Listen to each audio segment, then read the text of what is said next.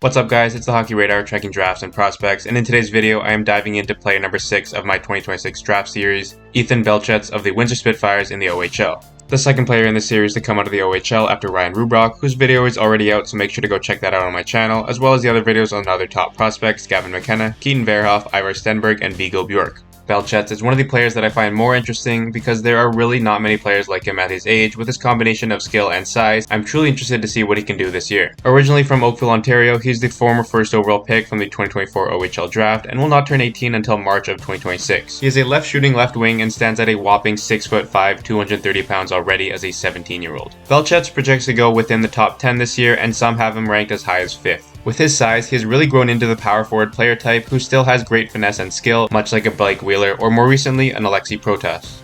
He jumped to the OHL right away and joined a very skilled Spitfires roster with the likes of Ilya Protas, who put up 124 points, Liam Greentree, who put up 119 points, and recent Flyers first rounder Jack Nesbitt, who put up 74 points in his draft year. Even as a rookie, and with these other top players taking up the more important minutes, Belchetz was still good for 8th on his team in scoring as one of the youngest players, as he would put up a 17-goal, 21 assists, and 38-point performance in just 56 games. The season was highlighted by a 4-goal, 6-point performance against the Kitchener Rangers, where he became the first 16-year-old to score 4 goals since Taylor Hall, and the most points by a 16-year-old rookie since 2010. Belchetz had some great players around him, which really helped him find success in his first year, and expect him to get some more responsibility and an increased role this upcoming season for the Spits. In addition to his OHL season, he would suit up for the Canada White U17 team at the World U17 Hockey Challenge and would put up 4 goals, 1 assist in 5 games. With his size and skill, Belchetz could take the league by storm and has the chance to be the best draft-eligible player in the entire CHL this year, with McKenna making the shift to the NCAA. With that being said, I could see Belchetz breaking the 70 and possibly the 80 points mark,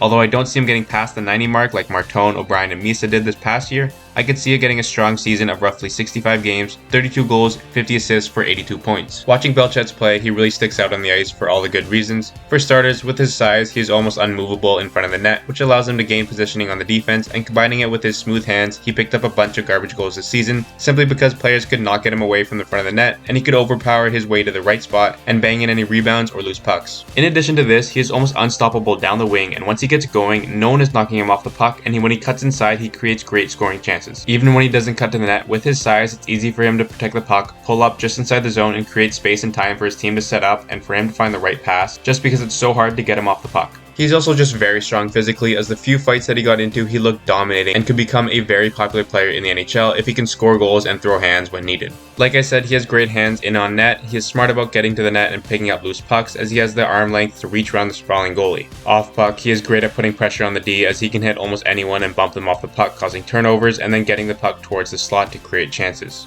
He gets chances on the penalty kill and was able to produce both killing penalties and scoring shorthanded goals. He would also get some time on the power play, playing on his strong side, showing some good catch and release skills. He can also play on his offside to get that inside shot and unleash a one-timer.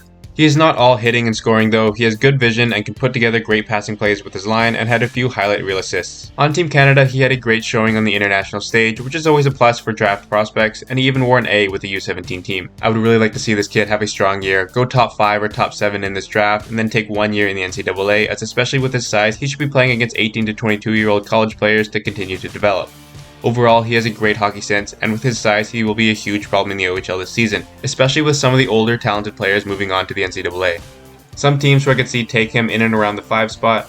I would really like to see Philly take this kid, just to see him potentially on a line with Porter Martone, and because Belchetz just fits the mold of a Flyers player. I do believe they will be picking early in this draft, and if they can get their hands on a 5th or 6th overall pick, I would really like to see them take this kid. As I mentioned with Ivar Stenberg, Philly has taken some talented right wingers and centers in this past few drafts, and could really round out their future forward core with selecting left winger Ethan Belchetz. I would also love to see Boston pick up this kid, as he also fits the mold of a Bruin, and with the hole on left wing, I think Belchetz could be a great addition to this team in 2 to 3 years. Another team to look out for, just because I'm not sure how much they can improve this season, maybe Chicago is still bad enough to get a top 5 pick, and if they could, how good would Belchetz look with Bedard as his center? Not only would someone be there to put home Bedard's passes, but no one would ever touch Connor with Belchetz on the ice too, as he has proven that he can hit and throw the hands. Chicago's got some smaller forwards in their prospect pool and amongst their young NHL players, and Belchetz would be the perfect addition to bring something new to the Blackhawks lineup.